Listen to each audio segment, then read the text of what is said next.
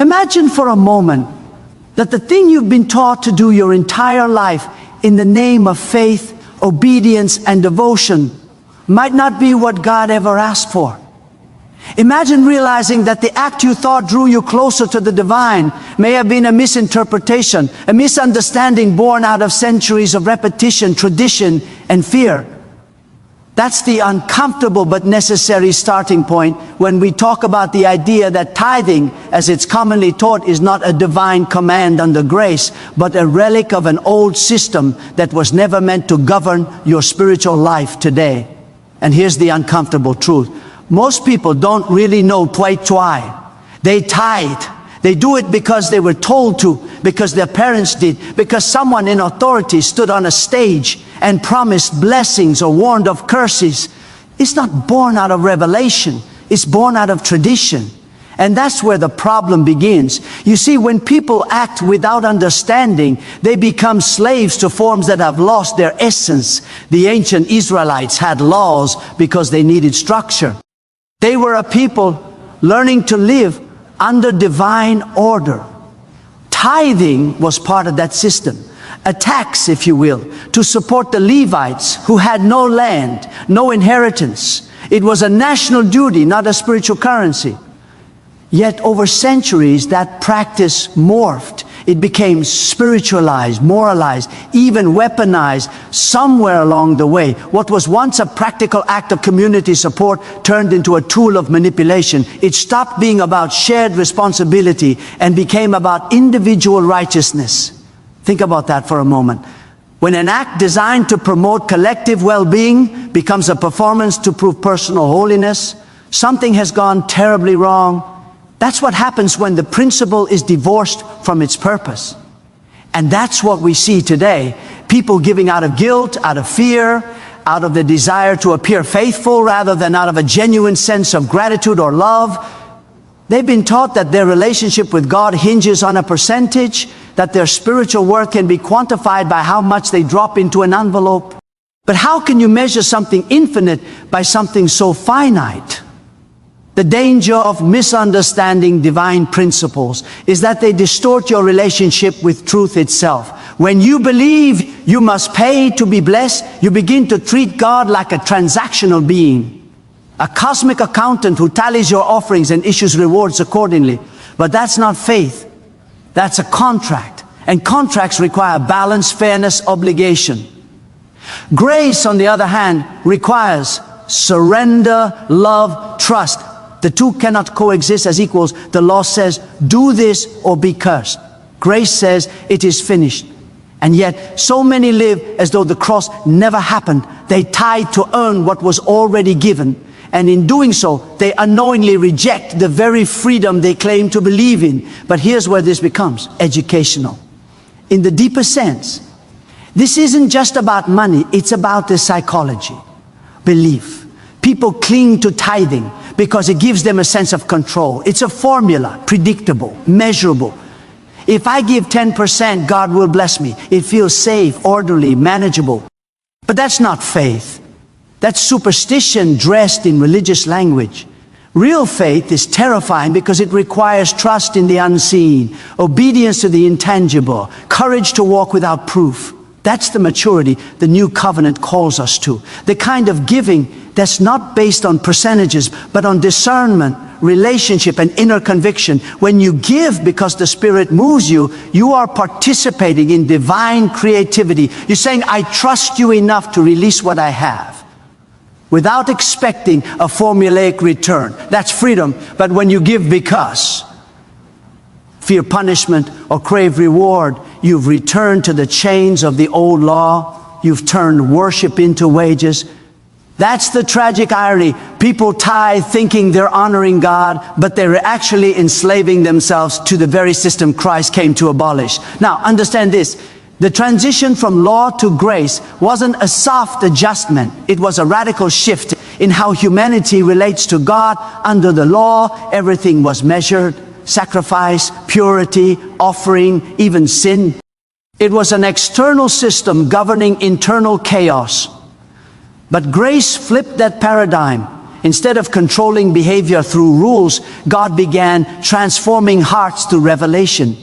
It was never about abolishing morality, it was about transcending it. You move from obeying because you must to obeying because you want to, and that's what true transformation looks like. But that's not an easy path. The law gives you certainty. Grace gives you responsibility.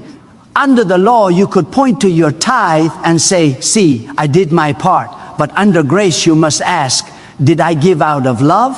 Did I listen to the Spirit? Did I act from faith or from fear? The law is external and rigid. Grace is internal and dynamic.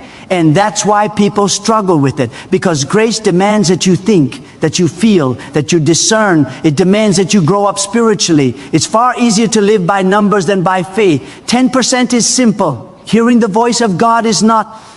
But here's the truth. Spiritual maturity always involves moving from formula to freedom.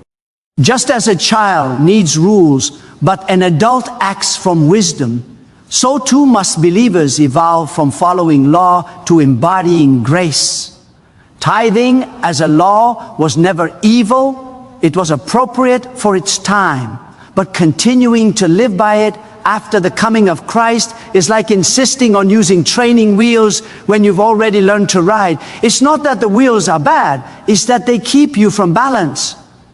The shocking truth is that the cross didn't just save you from sin. It saved you from religion masquerading as righteousness. It saved you from the idea that God's favor can be bought, that divine love is conditional, that you can earn blessing through formula. And yet, that's precisely what so many still practice, Sunday after Sunday, not because they're evil or ignorant, but because they haven't been taught the difference between obedience and bondage. Grace doesn't abolish giving, it redefines it. Under grace, giving becomes an act of joy, not judgment. You give because you are blessed, not because you hope to become blessed. You give because you understand everything you have is a gift, and sharing it aligns you with the heart of the giver. That's a far higher standard than tithing. It's limitless generosity born out of revelation, but it also requires courage because there's no number to hide behind, no guarantee, no formula, only faith. And that's what makes this shift so deeply transformative. It challenges your assumptions about God, about money, about worth. It forces you to confront whether you're serving out of love or living under the shadow of fear. Because if your giving is motivated by guilt, then you're not free. And freedom was the very thing Christ died to give you. So here's the educational truth, the psychological truth, the spiritual truth, all intertwined. The law of tithing was a shadow of something greater. It pointed to a deeper principle, one that couldn't be contained by percentages or rituals. That principle is love. Love expressed through generosity. Love that flows without measure. Love that gives not because it must, but because it cannot help but give. And when you grasp that, when you begin to see giving not as duty, but as delight, not as burden, but as blessing, you start to touch the heart of divine intention. You begin to live not as a servant of law, but as a child of grace. And that's where real abundance begins, not in what you give, but in why you give. The transition from law to grace is not a rejection of truth, it's an evolution of understanding. It's the awakening from ritual to revelation, from fear to freedom, from calculation to compassion. And once you taste that freedom, you'll never again settle for the illusion of righteousness that comes from keeping a rule when the fullness of life is found in walking with the Spirit. Because this is just about money. It's about liberation. It's about rediscovering what it means to truly give, to truly love, and to truly live. When people hear the word giving, they often associate it with loss, something taken from them, something that must be surrendered. Yet true giving is the complete opposite of that. It's not subtraction, it's multiplication. It's the act of participating in divine abundance. The spirit of giving was never meant to be about the percentage you offer or the frequency with which you offer it. It's about the posture of your heart. It's about understanding that everything you possess, your resources, your time, your talent isn't really yours. You're a steward, not an owner. The tragedy of modern religion is that it replaced the freedom of spirit-led generosity with the rigid system of tithing. It told people, this much belongs to God and the rest belongs to you. But that's not true stewardship. That's a convenient illusion that allows people to compartmentalize their faith, to give God 10% of their income, but none of their trust, none of their compassion, none of their courage. When you give through the Spirit, you give differently. You give not because you must, but because you've seen something that changed you. It's not a transaction anymore. It's a transformation. You're no longer motivated by obligation or fear of divine disapproval. You're motivated by love, gratitude, and faith. And that kind of giving can't be measured by numbers or receipts. It's measured by intent. Think about the widow in the temple who gave 2 small coins. To the outside world, her offering was insignificant. But to Jesus, it was everything. Because she gave from a heart that trusted completely. She wasn't giving 10%, she was giving herself. That's the kind of generosity heaven recognizes. The spirit of giving moves beyond legalism. It's fluid, alive, and deeply connected to purpose. When you give under the Spirit's guidance, you might give money today, encouragement tomorrow, and your time the day after that. You give where you're needed, not where tradition dictates. And that's precisely what makes it powerful. It's personal, it's relational, it's not mechanical or forced. It's a conversation between you and God, a rhythm of trust and response. The system of tithing, on the other hand, can easily become mechanical. It can make people believe they've done their part simply by fulfilling a rule. They give their 10%, check the box, and move on. But God doesn't want a portion of your obedience. He wants the wholeness of your devotion. He's not after your money, He's after your motive. When giving becomes an act of obedience to human systems rather than a response to divine revelation, it loses its meaning. You can give everything you own and still miss the point if your heart is detached from the act. And that's where the danger lies. When people give because they fear curses or crave blessings, they are no longer giving to honor God. They're giving to manipulate Him. It becomes spiritual superstition. If I give this, God will do that.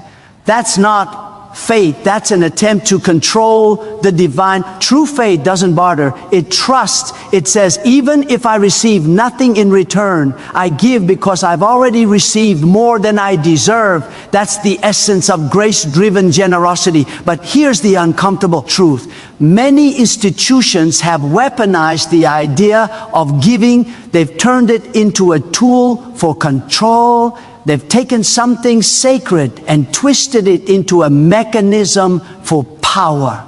Instead of empowering believers to act from freedom, they bound them in cycles of guilt and dependency. They preach scarcity and fear, whispering that divine favor is conditional, that financial blessing is proportional to giving, that if you stop tithing, God will stop blessing. It's emotional manipulation wrapped in religious language. And it works because fear is powerful. Fear makes people compliant. It makes them easier to control. It keeps them coming back week after week, hoping that if they give enough, they'll finally be accepted, protected, or prosperous. But fear-based giving is never sustainable because it's disconnected from love. It drains the soul. It turns faith into anxiety. You start to see God not as a father, but as a creditor. And that perception poisons your entire spiritual life. Because how can you approach a God you believe is waiting for your next payment? Freedom begins the moment you realize you don't owe God a transaction. You owe Him your trust. You're not a debtor. You're a child. And a good father doesn't bless his children because they pay him. He blesses them because He loves them. That's the kind of relationship God wants with you. He doesn't need your money. He wants your maturity. And maturity means moving beyond formulas, beyond manipulation, beyond superstition. It means giving, not because someone told you to, but because you've discovered something worth giving. For the most generous people aren't the richest. They're the freest. They understand that what they give doesn't define their worth, but expresses it. They know that giving is a reflection of who they are, not a ritual to secure divine approval. Their generosity flows naturally because they've tasted abundance, not abundance of wealth, but abundance of faith, joy, and meaning. And here's the paradox. Those who give freely often receive more, not because they're retrying to, but because they've aligned themselves with the rhythm of life itself. The universe, created by a generous God, responds to generosity. But that response isn't mechanical, it's organic. It's not a formula, it's a flow. Now, this is where things become psychologically profound. When people give out of fear, their mindset becomes one of scarcity. They're always calculating, if I give this, will I have enough? That thought pattern breeds anxiety. It focuses on lack, not abundance. But when people give out of love, their focus shifts to gratitude. They start seeing what they already have instead of what they lack. And gratitude multiplies awareness. It expands your perception of abundance. That's why people who give cheerfully often feel richer, even if they're not, because they're participating in the emotional and spiritual law of generosity. What you give from love never leaves you empty. And this isn't just a spiritual truth, it's psychological reality. When you act generously, your brain releases serotonin, dopamine, and oxytocin, the chemicals of joy, reward, and connection. You feel alive, integrated, purposeful. That's what the spirit of giving does. It reconnects you to the divine design of being a contributor, not just a consumer. You stop living small, hoarding, fearing loss, and you start expanding. You see needs and respond instinctively. You stop asking, what if I run out? And start asking, what can I contribute? That's the shift from religious fear to spiritual empowerment. But none of this can happen if your giving is being manipulated by guilt. You cannot serve two masters, faith and fear. You must choose which one directs your generosity.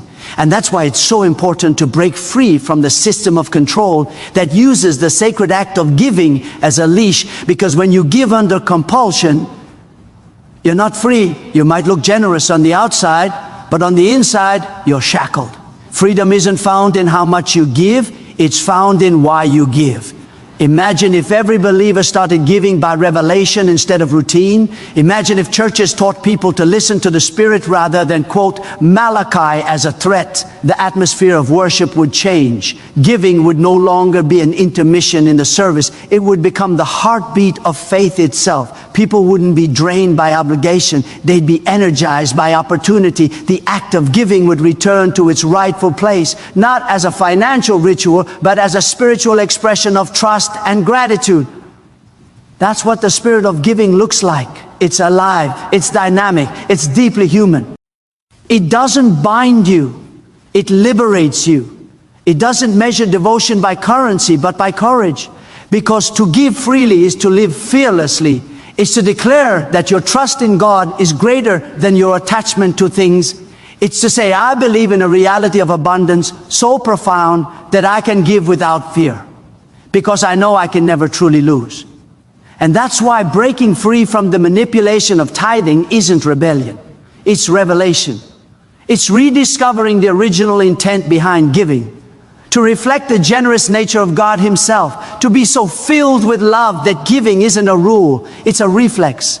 To understand that generosity is not the means to a blessing, but the manifestation of one. Because when your giving is led by the Spirit, not the system, it ceases to be a transaction and becomes a declaration of freedom, a living testimony that you belong not to the law of fear, but to the law of grace.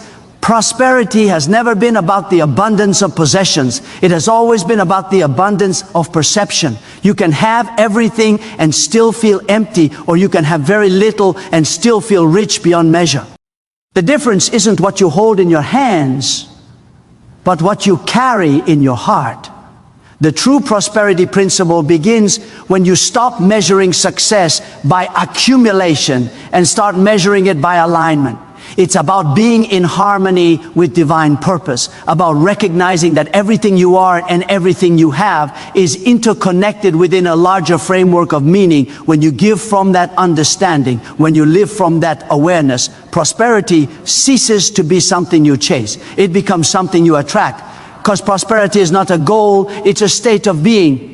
Many people misunderstand prosperity because they associate it with tithing formulas. They think that if they give a certain amount, they'll receive a specific return, as if God were a vending machine for blessings. But that kind of thinking comes from a poverty mindset disguised as faith. It's the mindset that believes the only way to prosper is through transaction, that you must pay to be favored. The truth is the opposite. Prosperity flows from transformation, not transaction.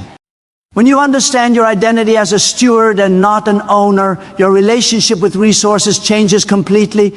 You begin to see money, time, and opportunity as tools for purpose, not symbols of power. That's where most people get trapped. They confuse means with meaning. They think prosperity is about control, when it's actually about contribution. Real prosperity is creative, it's expansive, it's generous, it's alive. It's what happens when your internal order aligns with divine order. And here's the paradox. The moment you stop striving to get more, you create the space to receive more. Because prosperity doesn't chase desperation, it responds to peace. You cannot attract abundance from a place of anxiety. You can only attract it from a place of trust. When you live by grace, you begin to understand that the source of your provision isn't your job, your bank account, or your tithe. It's the divine intelligence that governs all things. That doesn't mean you abandon effort or responsibility. It means you align your effort with purpose. You stop hustling from fear and start creating from faith. You stop asking, how can I make this work? And start asking, what am I being called to contribute? That's the fundamental shift from survival to significance. And when you reach that point, you begin to realize that prosperity isn't about having more resources. It's about being more resourceful. But to reach that point, you have to confront the manipulation that's been woven into religious thinking. The misuse of tithing has created generations of believers who see giving as the price of blessing instead of the proof of trust. It's subtle but dangerous because it makes people dependent on systems instead of on God. It conditions them to equate obedience with financial return, turning spiritual growth into an economic equation. That's why so many remain in cycles of lack. Not because God withholds blessing, but because they've placed their faith in the system instead of the source. They're working a formula rather than building a relationship. Freedom begins the moment you understand that God's economy doesn't operate on human logic. In the kingdom, generosity is the seed, but love is the soil. Without love, giving produces nothing. That's why so many who tithe religiously never see transformation. They're planting seeds in fear, not in faith. They give to avoid a curse, not to express gratitude. But anything done in fear becomes contaminated by it. Only love multiplies freely. When you give from love, you align yourself with divine flow. That's the secret of true prosperity. It's not about giving to get. It's about giving because you already have. And that's where relationship over ritual becomes vital. Religion without relationship is like form without function. It looks alive, but it's hollow inside. Many people have mastered the rituals of faith. They tithe, they fast, they pray, they attend every service, but they do it all without the presence of revelation. Their actions are mechanical, not meaningful. Relationship brings life to ritual. It transforms obedience from compulsion to joy. It's the difference between doing something to avoid punishment and doing something out of love. And that distinction makes all the difference in the world. When you act from relationship, everything changes. Giving is no longer a duty, it's an act of intimacy. You're not trying to prove loyalty, you're expressing love. You're saying, God, everything I have is yours. Show me how to use it well. That's real stewardship. Not measuring out 10% to fulfill a rule, but offering your entire life to fulfill a purpose. And here's the beauty. When you live like that, you discover that God never asks you for something you don't already have the grace to give. What He desires most isn't your possessions, it's your participation in His plan. This is where prosperity begins to take on its true dimension. It's not about financial increase, though that can come. It's about spiritual capacity. Prosperity is the expansion of your inner world to handle more love, more purpose, more wisdom, more joy. The wealth of the soul always precedes the wealth of the hands. If your heart remains small, no amount of money can make you rich. But when your spirit expands, even the smallest things begin to overflow with meaning. That's why many people with little live with more peace than those with much. They've discovered that prosperity isn't about ownership, it's about openness. The relationship-based life also frees you from the constant striving to prove yourself.